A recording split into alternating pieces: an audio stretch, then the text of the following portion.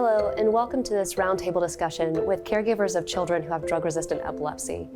Everyone here has gone through the VNS therapy process with their child, and we're really looking forward to hearing about their experiences and how the procedure has changed the lives of their children and their family.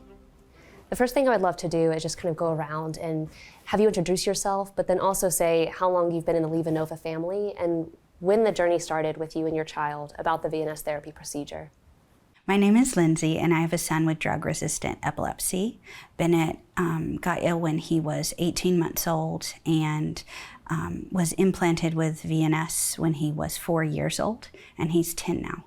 My name is Larry. My son Eric started having seizures at the age of 12 in 1990. He had his first VNS implant in 2001, so he went 11 years without it before he started it, and he's had it now for 22 years. My name is Shannon, and both of my kids have drug-resistant epilepsy. My daughter Bella was diagnosed at 18 months old, and she has had VNS therapy for about 5 years now, so she was implanted at 10. Our son Ethan was diagnosed at age 5, and he has had his device for about 18 months. What was life like before LeVNOVA? What was it like experiencing a child with epilepsy? How was that on your families? So for me, it was literally living every day in the unknown. It was living kind of on edge, wondering when the next seizure is going to happen, what today is going to bring, if she's going to be able to make it through the day without a seizure, or if she was even going to remember the day. Mm-hmm. That was our day with Bella. With Ethan, it was a little bit of the same, but his was more of an anxiety issue. He actually was the one who was terrified. Oh.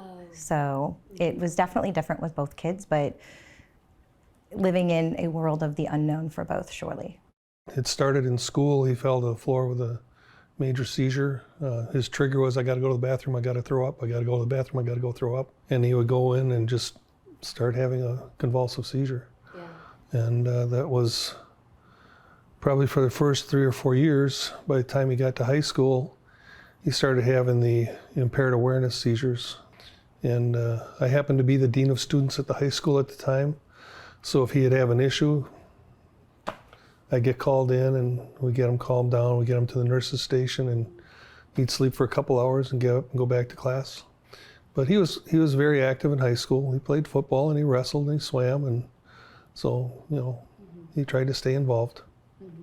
Bennett started seizing when he was 18 months old. And at first, when we had the first 2 or 3 seizures, we were hopeful that maybe he was getting sick or it was a febrile seizure or something, but he started to have so many seizures that it was unmistakably epilepsy.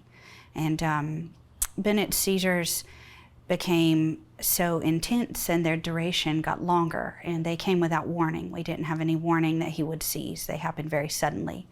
And so those convulsive tonic-clonic seizures that Bennett would experience were very disruptive to him from a medical standpoint and to our family from just a family life standpoint. You could be in line at the grocery store and a seizure happens. You could be out to eat as a family and a seizure happens in the middle of the restaurant. So since he was so young and he was a toddler, he could get hurt if he seized. He would fall and hurt himself, or he would need to be watched over very carefully. So it was difficult for us as a family when the seizures started happening. It affected our whole family and it affected our family life.